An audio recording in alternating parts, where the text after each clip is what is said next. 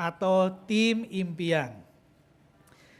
Kalau ditanya apa sih Dream Team? Dream Team itu adalah sekelompok orang pilihan yang bekerja sama dan biasanya mereka memiliki kemampuan terbaik di bidangnya. Nah hari ini saya rindu saudara, baik saudara sebagai pasangan, saudara sebagai tim kerja atau bisnis partner, saudara menjadi tim terbaik yang saudara mampu, dan saya rindu setiap kita menjadi tim yang solid dan hebat di dalam apa yang kita lakukan. Amin. Nah kalau kemarin saya meminjam perumpamaan tentang talenta, nah hari ini saya akan meminjam perumpamaan tentang penabur. Mari kita lihat ayatnya di Markus 4 ayat yang ketiga sampai yang ke-8. Dengarlah, ada seorang penabur keluar untuk menabur. Pada waktu ia menabur, sebagian benih itu jatuh di pinggir jalan. Lalu datanglah burung dan memakainya sampai habis. Sebagian jatuh di tanah yang berbatu-batu, yang tidak banyak tanahnya. Lalu benih itu pun segera tumbuh, karena tanahnya tipis, tetapi sesudah matahari terbit, layulah ia dan menjadi kering karena tidak berakar. Sebagian lagi jatuh di tanah semak duri, lalu makin besarlah semak itu dan menghimpitnya sampai mati, sehingga ia tidak berbuah. Dan sebagian jatuh di tanah yang baik, ia tumbuh dengan suburnya dan berbuah, hasilnya ada yang 30, ada yang 60, ada yang 100 kali lipat. Katakan amin. Jadi penabur itu menaburkan benih di 4 jenis tanah, yaitu ada yang di pinggir jalan, di tanah berbatu, semak duri, tanah yang baik. Benih itu melambangkan firman Tuhan. Masih ingat ya di situ setelah Tuhan ngomong itu, murid-muridnya pada nggak ngerti. Akhirnya Tuhan jelaskan bahwa benih itu adalah firman Tuhan, tanah itu adalah hati manusia. Nah di perumpamaan ini mengajarkan sebuah prinsip yang sangat penting. Yaitu betapa pentingnya lingkungan yang tepat untuk sebuah benih dapat bertumbuh, berbuah, dan mengeluarkan potensi terbaiknya. Nah, tahukah saudara kenapa saya suka mengapresiasi setiap jemaat yang datang lebih awal? Mungkin saudara nggak tahu, oh itu mungkin sudah di planning. No, karena saya rindu menciptakan sebuah lingkungan yang baik untuk setiap jemaat memiliki hati yang siap untuk beribadah, dan rindu hati saudara itu siap menjadi seperti tanah yang baik dan menerima firman Tuhan yang dibagikan pada hari itu. Bahkan di Mazmur 100 ayat yang kedua dan yang keempat dikatakan seperti ini. Mari kita baca bersama-sama, 2, 3. Beribadahlah kepada Tuhan dengan sukacita, datanglah ke hadapannya dengan sorak-sorai. Masuklah melalui pintu gerbangnya dengan nyanyian syukur, ke dalam pelatarannya dengan puji-pujian. Bersyukurlah kepadanya dan pujilah namanya. Beribadahlah kepada Tuhan dengan apa katanya? Sukacita, bukan dengan buru-buru, bukan dengan tergesa-gesa, bukan dengan penuh keluh kesah. No, Tuhan bilang beribadahlah kepada Tuhan dengan sukacita. Siapa yang pernah telat? Saya pernah telat bangun. Di sini nggak ada yang telat ya? Pernah telat bangun nggak? Pernah ya? Oh bagus, berarti sisanya nggak pernah telat, bagus. Oke. Apa yang terjadi ketika kita bangun telat? Tentunya kita terburu-buru, tergesa-gesa, mungkin gak sempat sarapan, apalagi ngopi, ngantar anak terburu-buru, mungkin peluk istri atau peluk suami pun gak sempat, terburu-buru, dan apalagi ketika tahu bos kita udah sampai duluan di kantor. Apa yang terjadi? Kita pasti merasa gak enak banget, dan kita merasa hari itu gak siap banget buat kerja. Betul? Tapi beda kalau saudara datang lebih awal ke kantor, orang belum datang sudah datang. Bisa sempat saudara bisa diam dulu, bisa ngopi dulu, saudara bisa buat planning untuk hari itu. Saudara akan lebih siap buat bekerja, betul? Demikian juga ketika kita beribadah lebih awal, saudara bisa lebih tenang, saudara bisa datang dulu, saudara bisa anterin dulu anak-anak ke psikis, saudara bisa mungkin minum kopi dulu kalau mau, saudara bisa chit-chat, dan saudara boleh, tadi bahkan saya lihat di sini ada yang berdoa dulu sebelum mulai, that's awesome. Saya percaya ketika saudara melakukan itu, saudara akan jauh lebih siap untuk beribadah, memuji Tuhan, untuk menerima firman Tuhan, karena hati saudara udah siap banget. Sehingga ketika saudara mendengarkan firman Tuhan itu akan seperti seperti ada di tanah yang subur, yang berbuah dan memberikan keuntungan buat saudara. Oke? Saya akan balik ke perumpamaan benih dan tanah. Firman Tuhan saja memerlukan lingkungan yang baik. Demikian juga manusia.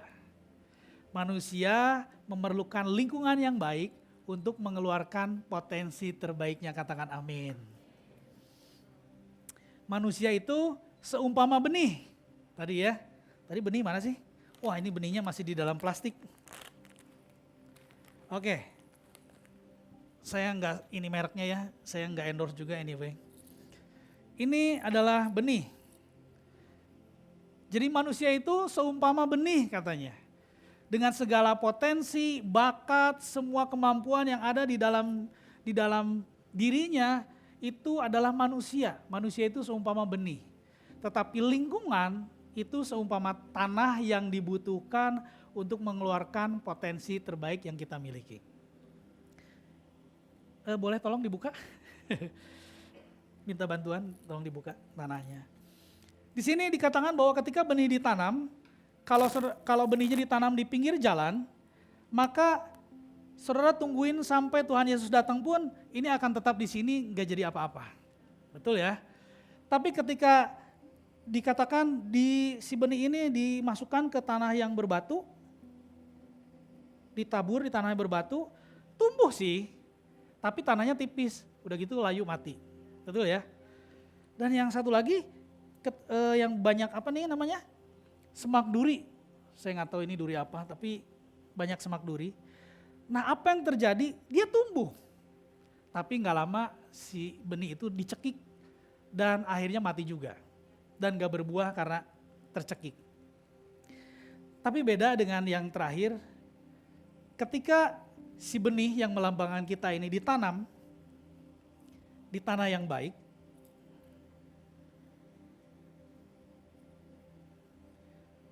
kita manusia perlu tertanam di tanah yang baik.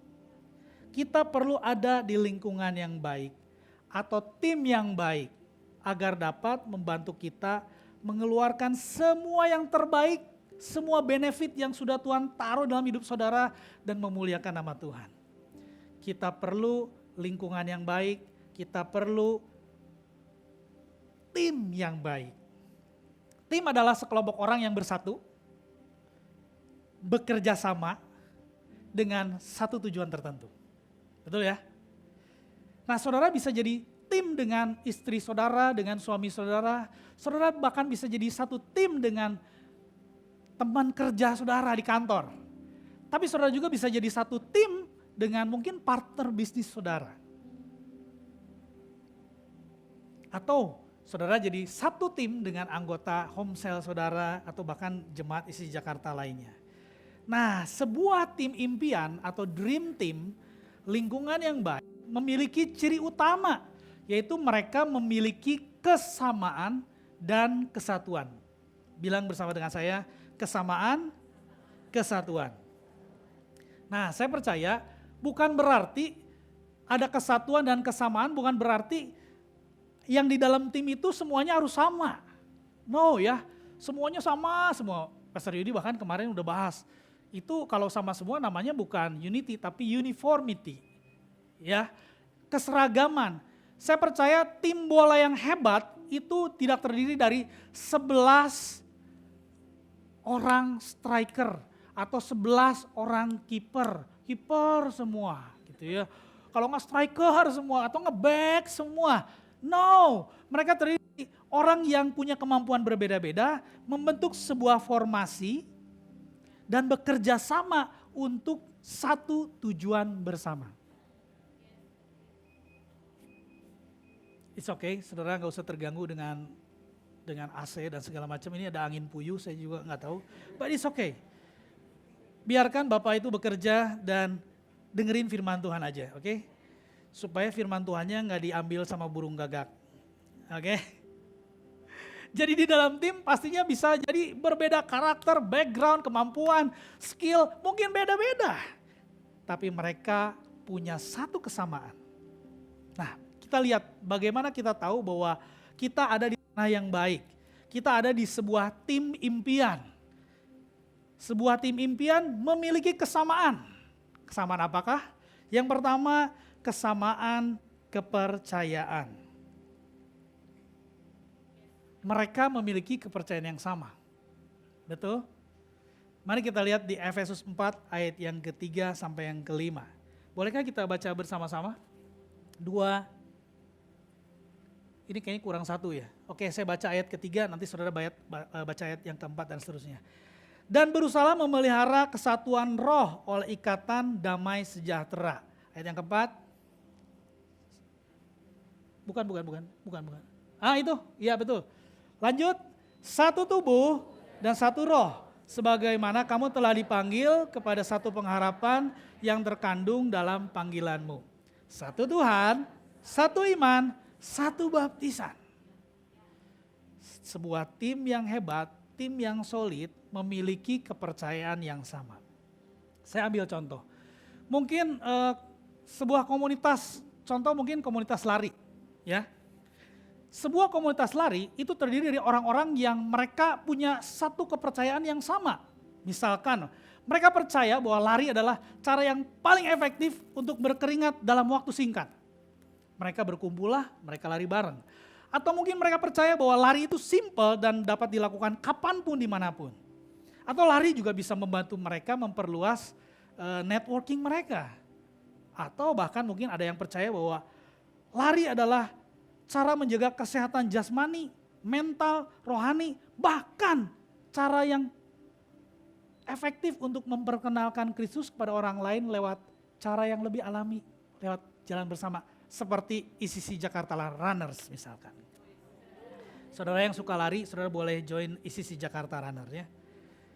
Nah, di dalam tim atau di dalam sebuah kelompok yang berpusat pada Kristus seperti gereja, kita juga mempercayai Yesus sebagai Tuhan dan Juru Selamat pribadi, betul? Di tempat ini kita percaya Yesus itu Tuhan dan Dia adalah Tuhan yang menyelamatkan kita. Kita percaya bahwa kita diselamatkan karena kasih karunia Tuhan lewat iman kita. Dan kita percaya baptisan air dan kuasa kebangkitannya. Dan kita juga percaya bahwa Alkitab adalah firman Allah yang memberikan kita guidance, prinsip untuk kita dapat hidup sebagai orang percaya. Saya ambil satu contoh. 2 Korintus 6 ayat yang ke-14. Ini kita ambil dalam konteks pasangan suami istri. 2, 3. Janganlah merupakan pasangan yang tidak seimbang dengan orang tidak percaya. Di dalam satu tim yang namanya keluarga, Tuhan kasih guideline, kasih sebuah kepercayaan, yaitu bahwa kita jangan menjadi pasangan yang tidak seimbang dengan orang yang tidak percaya. Karena kita tidak akan menjadi tim yang solid. Oke, itu yang pertama, tim impian mempunyai kesamaan kepercayaan. Yang kedua, tim impian memiliki kesamaan tujuan.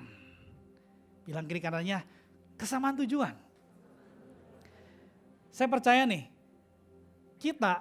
kalau kita nonton sepak bola, di pertandingan sepak bola tentunya sebuah tim yang solid, semua berlomba-lomba punya satu tujuan yang sama, yaitu memasukkan bola sebanyak-banyaknya ke gawang lawan. Betul? Bukan ke gawang sendiri kan? Apa yang terjadi ketika satu orang tiba-tiba lupa gitu, ngelamun terus tiba-tiba masukin gol ke gawangnya sendiri? Pasti akan terjadi kehebohan, wah chaos, betul? Chaos banget karena ini orang kenapa sih? Kan tujuannya ke sana, perlu masukin ke sini gitu loh. Maka terjadi chaos. Bahkan di Amsal 29 ayat 18 berkata seperti ini. Where there is no vision, the people perish. Kacau semua. Demikian juga di dalam pernikahan. Kita perlu punya tujuan yang sama. Saya melihat begitu banyak pernikahan yang ada di ujung tanduk karena mereka tidak mengerti atau tidak memiliki tujuan yang sama. di dalam kehidupan pernikahan mereka. Mereka punya kepercayaan yang berbeda, mereka punya tujuan yang berbeda, sehingga mereka nggak bisa jadi tim yang solid. Kalau saudara yang udah pernah bimbingan pranikah di sini, saudara mungkin masih ingat pelajaran pertama, yaitu Christian marriage dan purpose of marriage. Apa sih yang diajarin? Di situ kita belajar bahwa tujuan pernikahan itu bukan cuman supaya jadi bahagia. Banyak orang masuk ke pernikahan itu dengan satu tujuan. Aku mau jadi bahagia. Gak ada yang salah dengan ingin jadi bahagia. But that's not the only one. Tapi itu bukan satu-satunya. Kenapa? Karena ketika saudara masuk ke pernikahan dengan tujuan yang cuma satu, yaitu supaya saudara jadi bahagia, maka ketika saudara terjadi konflik, dan konflik itu biasanya nggak bahagia ya. Nggak ada yang konflik, yes. Nggak ada, pasti nggak happy. Saudara akan mulai merasa, ini pernikahan udah nggak bisa dipertahankan nih. Kayaknya udah nggak asik nih. Padahal tujuan pernikahan yang lain itu hanya salah satunya doang. Dari 8, jadi salah satu dari 8. Makanya kalau cuma satu jadi salah. Kita mesti tahu yang lainnya. Bahwa tujuan pernikahan itu juga untuk saling menajamkan, mempertajam. Jadi kalau saudara berantem, konflik, itu adalah salah satu dari tujuan pernikahan. Bukan cuma untuk kesenangan. Ya, untuk kesenangan, it's bener banget, it's okay. Saudara boleh menikmati dan harus menikmati pernikahannya. But that's not the only one. Tapi ketika kita, kenapa sih kita ngajarin itu? Supaya saudara, suami, istri, calon suami atau calon istri yang masuk ke pernikahan, saudara punya tujuan yang sama. Nggak beda-beda. Semuanya sama sehingga saudara bisa menjadi tim yang solid. Di ICC Jakarta atau di ICC manapun kita punya visi.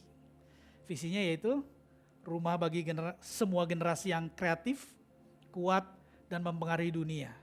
Dalam bahasa Inggrisnya a home for generations ya.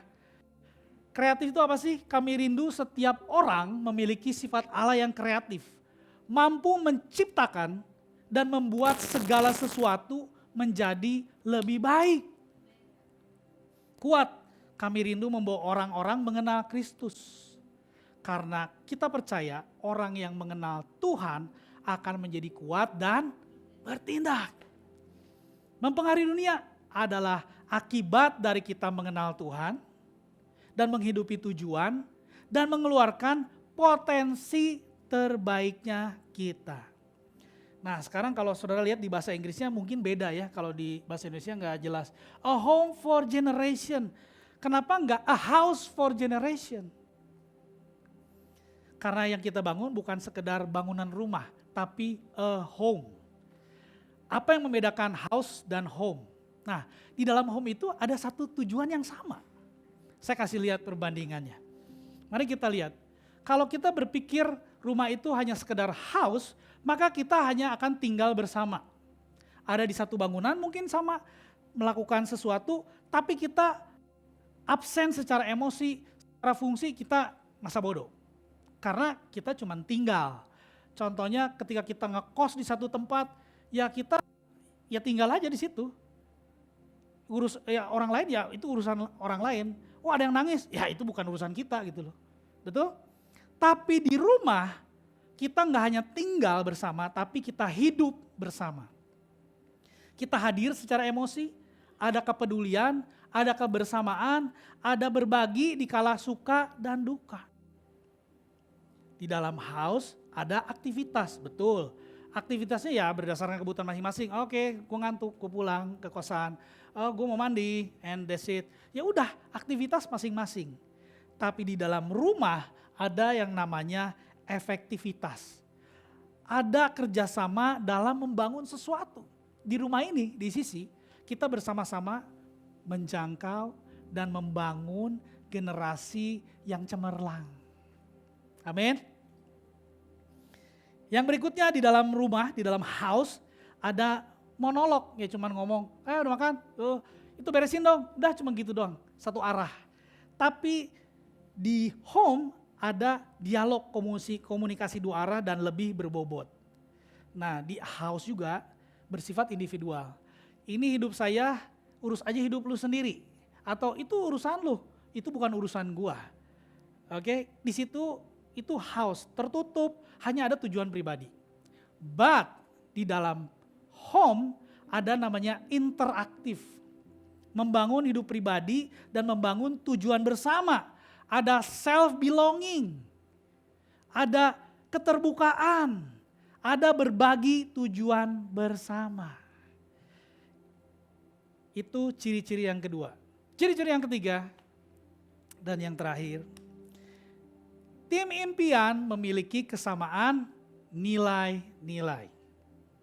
Oke, bilang kiri kanannya nilai-nilai.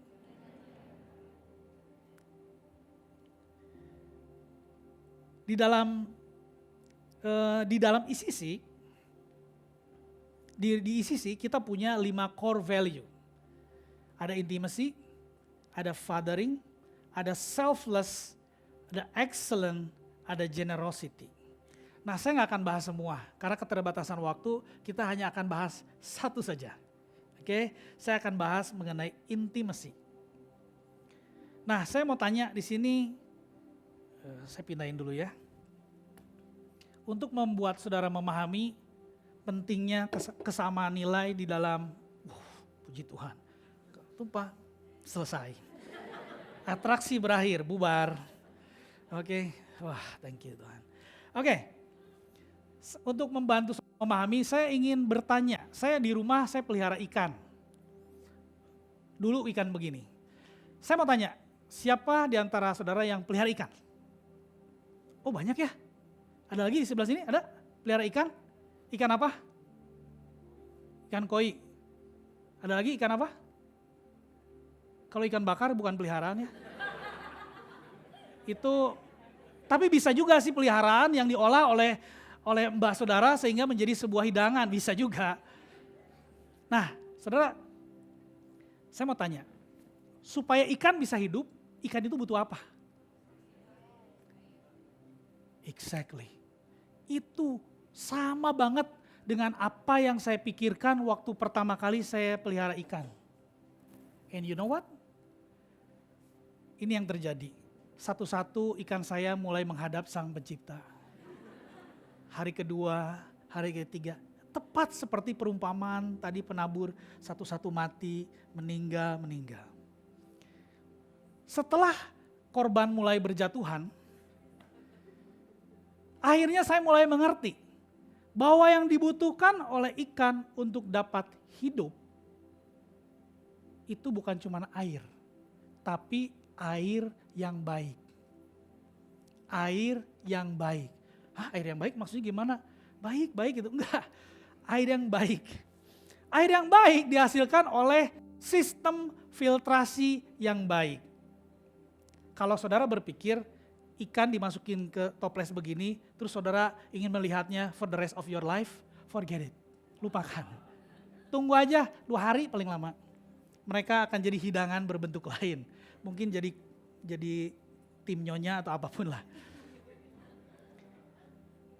Saya baru tahu, ternyata makin lama saya baru sadar, semakin sadar bahwa oh ternyata supaya ikan itu hidup umurnya panjang, itu mereka perlu namanya sistem filtrasi yang mumpuni.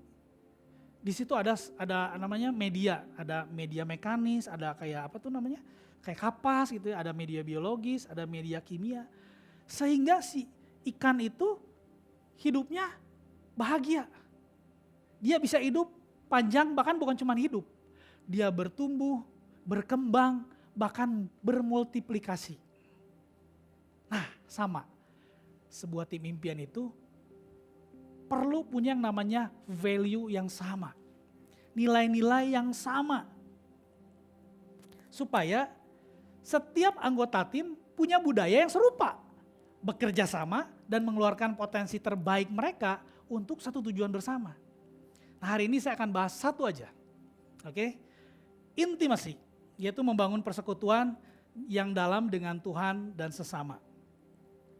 Kenapa ini penting? Karena menurut saya ini the first and the most important thing. Di tempat ini kita percaya bahwa membangun keintiman dengan Tuhan dan sesama adalah esensi dan juga pondasi untuk apapun yang kita buat. Kalau yang kita buat tidak membuat kita semakin mengasihi Tuhan dan mengasihi sesama, kita tidak akan lakukan. Tapi kita melakukan kedua-duanya, bukan salah satu. Oh kan yang penting hubungan saya sama Tuhan. Atau enggak, kan yang penting saya hubungan saya sama saya baik-baik aja. Saya enggak punya banyak musuh. No, kita membangun keintiman Tuhan dan sesama. Kita perlu memahami bahwa keintiman itu dimulai dengan adanya penerimaan. Bilang kiri kanannya, penerimaan. Yuk kalau nggak percaya kita baca bareng-bareng. Wahyu 3 ayat 20. Bolehkah kita baca bersama-sama dengan keras? Oke, 2, 3. Lihat, aku berdiri di muka pintu dan jikalau ada orang yang mendengar suaraku dan membukakan pintu, aku akan masuk mendapatkannya dan aku akan makan bersama-sama dengan dia dan ia bersama-sama dengan aku. Look, sebelum kita menerima Yesus sebagai juru selamat, siapa yang duluan memberikan penerimaan? Yesus, betul? Yesus yang duluan, oke, manusia berdosa, ini Tuhan, mereka gak bisa selamat sendiri, dan oke, karena begitu besar kasih Allah, sehingga ia mengaruniakan anak yang tunggal, supaya setiap orang yang percaya tidak binasa, melainkan beroleh hidup yang kekal. Makanya Yesus dibilang, Yesus mengetuk di depan pintu. Siapa yang duluan membuka penerimaan? Yesus.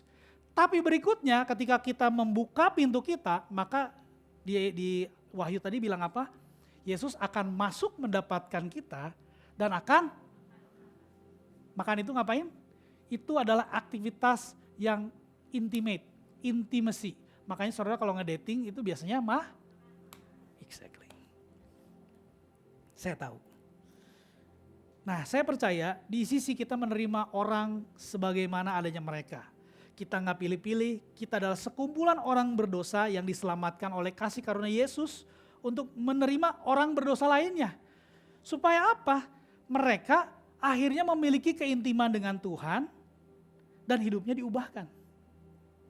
Di rumah ini, walaupun kita menerima orang berdosa, tapi tidak berarti kita membenarkan perbuatan dosa. Saudara boleh catat itu baik-baik. Penerimaan adalah pintu masuk menuju keintiman. Mari kita lihat di Lukas 19. Saudara tahu mungkin cerita Sakeus, masih ingat? Sakeus adalah orang yang bekerja bagi penguasa untuk mengumpulkan cukai, pajak, dan suka mengambil lebih daripada yang diminta. Nah ini ayat yang kelima, yang ketujuh, coba lihat ya. Baca bersama-sama yuk, 2, 3. Ketika Yesus sampai di tempat itu, ia melihat ke atas dan berkata, Sakeus, segera turun, sebab hari ini aku harus menumpang di rumahmu. Lalu Sakeus segera turun dan menerima Yesus dengan sukacita. Tetapi semua orang yang melihat hal itu katanya, ia menumpang di rumah orang berdosa. Listen, di dalam komunitas yang baik, ada yang namanya penerimaan. Karena penerimaan mendahului perubahan. Saudara lihat baik-baik. Ketika Yesus, Jack, sini turun Jack. Saya mau numpang. Maka Sakeus happy banget, tapi orang-orang yang lihat gak suka. Why? Karena orang-orang ini dia menuntut perubahan sebelum penerimaan. So jangan pernah menuntut perubahan orang sebelum kita menerima orang. Amin. Penerimaan mendahului perubahan. Ayat yang ke-9. Akhirnya nih, tetapi Sakeus berdiri dan berkata kepada Tuhan, Tuhan, ini endingnya, setengah dari milikku akan kuberikan kepada orang miskin. Dan sekiranya ada sesuatu yang kuperas dari seseorang akan kukembalikan. Berapa? 2 kali lipat? 4 kali lipat. Kata Yesus kepadanya, hari ini telah terjadi keselamatan kepada rumah ini. Karena orang ini pun anak Abraham. Penerimaan mendahului keselamatan, bahkan awal dari sebuah transformasi kehidupan. Jadi kalau saudara berharap orang berubah, terima dulu orangnya. Sama seperti Yesus, terima kita dulu. supaya orang juga membukakan dirinya untuk kehidupan kita. Masih tentang intimasi ya. Salah satu produk keintiman adalah gesekan. Gesekan. Gesekan itu tidak terelakkan, saudara. Itu adalah produk keintiman. Tapi tidak semua gesekan itu buruk ya. Sama seperti tidak semua persaingan itu buruk, tidak sehat. Enggak, ada juga persaingan yang sehat, betul ya. Atau tidak semua proses itu tidak baik. Ada juga proses yang perlu kita lewati dalam hubungan kita supaya hubungan kita semakin dewasa. Amsal 27 ayat yang ke-19. Mari kita baca bersama-sama. 2, 3.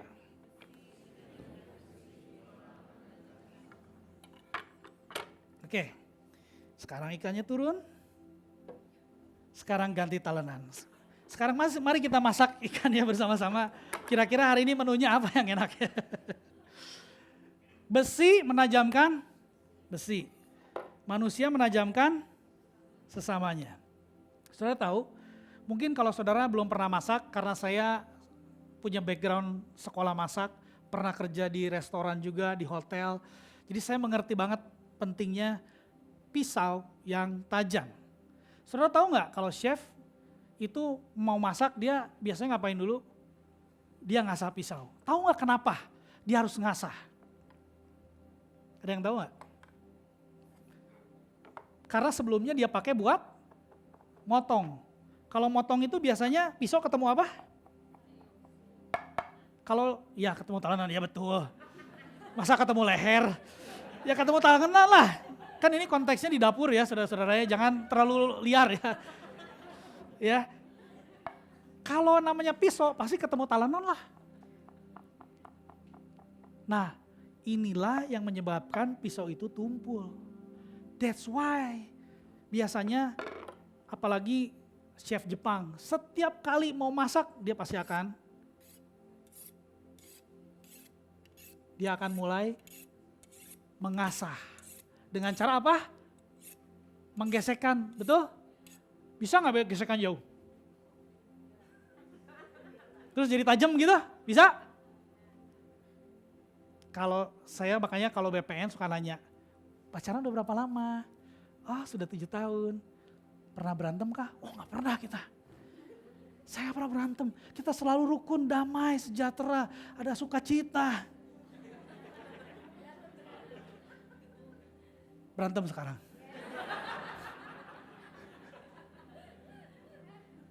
Kenapa nggak pernah berantem? Karena saya pacaran long distance. Long distance-nya 4 tahun, 3 tahunnya short distance, middle distance lah ya. Yang 6 bulannya jarak dekat. Ngedate-nya kapan? Ya sebulan sekali lah. Ngobrol, ya ada Pastor, seminggu sekali. Ya pantas nggak pernah berantem. Tapi begitu menikah, mereka akan berperang, bukan berantem lagi.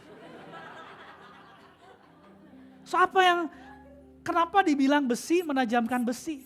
Karena besi nggak bisa cuma ketemu talenan. Besi harus ketemu besi biar Makanya saudara harus ketemu orang lain. Kalau cuma ketemu screen doang, saudara nggak akan jadi tajam. Saudara harus ketemu manusia lagi, manusia yang hidup, yang bernafas ya. Bukan yang udah nggak hidup lagi. Ingat, tajam. Jadi jangan suka lari dari yang namanya gesekan. Banyak orang takut bergesekan. Aduh, aku takut konflik. Bahkan lari. Aku nggak mau di sini aku mau kabur, pindah komsel, pindah gereja. Mau pindah ke gereja manapun pasti ketemu manusia, selama di situ ada manusia di gereja itu. Yang harus kita lakukan adalah kita perlu memahami bahwa kita akan menjadi tajam ketika kita sedang bergesekan. Kenapa bergesekan itu penting? Karena ternyata gesekan itu menajamkan karakter kita, pikiran kita, dan kemampuan kita. Jadi kalau saudara yang, aku gak suka, memang manusia di bumi juga gak ada yang suka sih. Tapi saudara perlu memaknai gesekan itu sebagai sesuatu yang saudara butuhkan. Berikutnya, cara untuk menjaga keintiman adalah dengan mengusahakan kerukunan. Walaupun bergesekan, kita tetap harus mengusahakan kerukunan supaya intimasi itu tetap dapat terjadi. Amin. Efesus 4 ayat yang ketiga sampai kelima. Yuk baca lagi yuk biar nggak pada merem. Tarik nafas. Oke, kita baca bersama-sama. Dan berusaha memelihara satuan roh oleh ikatan damai sejahtera, satu tubuh, satu roh. Sebagaimana kamu telah dipanggil kepada satu pengharapan yang terkandung dalam panggilanmu. Satu Tuhan, satu iman, satu baptisan. Berusahalah. Ngapain? Memelihara kesatuan roh. Saudara percaya bahwa kita diminta untuk berusaha memelihara kesatuan roh. Biar lebih yakin lagi ya. Satu ayat lagi. Roma 12 ayat ke-18. 2, 3. Sedapat-dapatnya. Kalau hal itu bergantung padamu, hiduplah dalam perdamaian dengan. Sedapat-dapatnya artinya mesti ngapain? Mesti diusahakan. Gesekan itu inevitable, udah pasti ada, percaya. Saya tolak, gak bisa.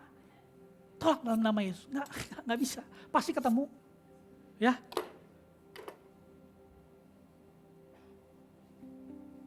Jadi berbeda pendapat itu biasa. Cari musuh, gampang, effortless, seamless. Semua less pokoknya, useless tapi ya. Tapi hidup rukun itu perlu effort. Oke, perlu effort. Mazmur 133, ayat yang terakhir nih. Saya tahu ini mulai agak panas. Ayat yang 1 sampai yang ketiga. Yuk kita baca lagi. 1, 2, 3. Nyanyian ziarah Daud. Sungguh alangkah baiknya dan indahnya apabila saudara-saudara diam bersama dengan rukun.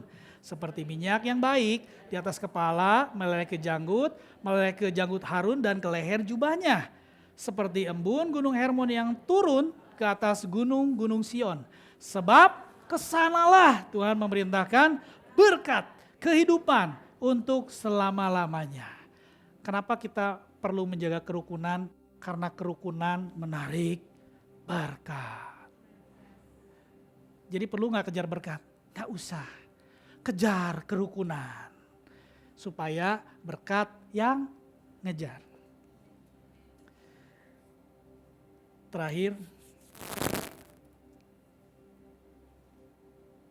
Ini summary dari apa yang saya bagikan. Boleh keluarkan? Oke, ini doodle saya. Untuk mempengaruhi lingkungan, saudara memerlukan potensi. Tapi untuk mengeluarkan potensi, saudara memerlukan lingkungan yang baik. Lingkungan baik atau tim impian memiliki kepercayaan yang sama. Ya, kepercayaan yang sama. Satu iman, memiliki tujuan yang sama. Dan yang ketiga memiliki nilai-nilai yang sama. Saya mau tutup dengan satu kesaksian. Di dalam keluarga kami kita punya value. Keluarga kita punya nilai-nilai yang kita pegang. Yang pertama faith, yang kedua family. Kita mengutamakan tidak mengorbankan keluarga, tapi kita mengasihi keluarga kita sebagai bentuk iman kita kepada Tuhan. Dan yang ketiga adalah finance. Kita percaya bahwa kita adalah pengelola yang baik yang Tuhan percayakan. So, saya mau cerita tentang faith ini.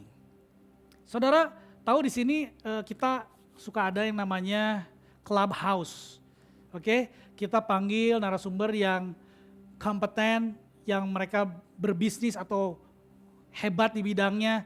Dan kita nanti tanggal 17 November kita akan panggil satu orang pembicara yang bagus banget. Saya harus datang jauh-jauh dari Bandung ke Jakarta buat ngelobi dia, buat nemuin dia supaya orang ini mau datang ke tempat kita. Namanya Bapak David Cokro, walaupun namanya sama-sama David ya. Yang itu David Cokro. Mungkin kalau Bapak Ibu pengen tahu, saudara boleh Google siapa dia. This guy, ya. Dia pengusaha sukses, dia seorang pengusaha, investor, coach. Banyak hal yang sudah dia bangun. Nah suatu hari istri saya sedang menelpon PA-nya dia, lagi ngobrol. Aduh tolong bilangin ya ke Pak David, kita Clubhouse itu memang terdiri dari beberapa orang, gak terlalu banyak. Bisa saya bilang, ya tapi kita masih kecil memang, belum terlalu banyak. Ya belum sebanyak kan Pak David biasanya bicara di ratusan, ribuan. Ini kita hanya beberapa puluh orang, jadi masih kecil. Ya, jadi dia lagi ngomong di loudspeaker, ya masih kecil. Oh ya, it's okay. Ya, jadi dia ngomong berulang-ulang, masih kecil, masih belum banyak, masih kecil. Tiba-tiba anak pertama saya bilang, no mami, bisa. Mami bisa, kita bisa bangun bareng-bareng sampai ICC jadi besar. Boleh tepuk tangan? Itu si sekretarisnya itu sampai bilang, wow, siapa itu Ci? Itu anak gua yang pertama. Hebat banget dia bilang. Ya emang anak gua hebat banget. Karena kita percaya di dalam keluarga kita, kalau kita mempercayai sesuatu, kita akan melihatnya suatu hari. Jadi dari kecil dia udah melihat. Dia berdoa buat pengen dede. Berdoa bareng yuk. Kita berdoa dan akhirnya dia melihat sendiri apa yang dia doakan. So saya percaya mungkin saudara di keluarga saudara, di family saudara, tentukan hari ini mungkin keluarga saudara mungkin lagi di ujung tanduk, lagi nggak baik-baik saja, atau mungkin beda tujuan. So saya berdoa saudara, hari ini saudara mulai menata ulang. Saudara boleh berdialog. Mari, supaya saudara jadi tim impian, maka saudara perlu ngobrol. Mari kita samakan kepercayaan kita. Apa yang kita percaya untuk keluarga kita. Mungkin itu juga berlaku di bisnis saudara, di organisasi manapun. Apa yang tujuan yang mau kita capai di depan bersama-sama? Apa tujuan keluarga saudara? Tujuan apa yang saudara sepakati? Nilai-nilai apa yang saudara sepakati buat kehidupan saudara, keluarga saudara, bisnis saudara, atau tempat pekerjaan saudara, supaya saudara jadi tim yang solid, dream team. Tentukan dari sekarang. Karena hanya dengan cara itulah kita bisa menjadi satu tim yang hebat. Saya berdoa supaya saudara semua tertanam di tanah yang baik. Menjadi bagian di dalam sebuah tim impian.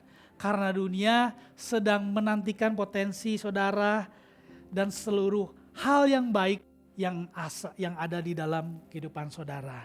Dan setiap orang percaya berkata, Amin.